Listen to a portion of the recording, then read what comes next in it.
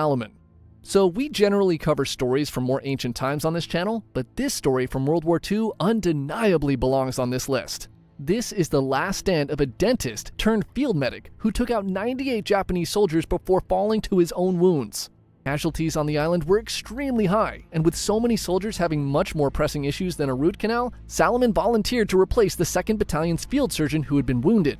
By July, both the Americans and the Japanese had suffered heavy casualties, and the remaining Japanese troops on the island came to the realization that there was no path to victory.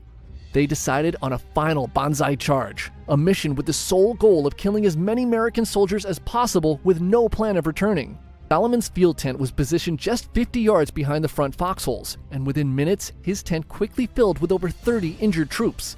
He did his best to tend to the wounded, but the Japanese soon broke through the front lines. He looked out of his tent and spotted a Japanese soldier bayoneting a wounded American who was lying outside of the tent.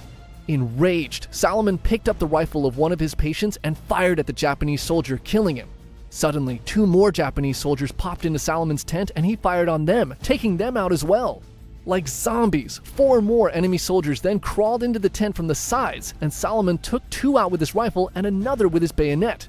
He hit the 4th soldier in the stomach with the butt of his gun, and a wounded soldier he had been treating finished him off.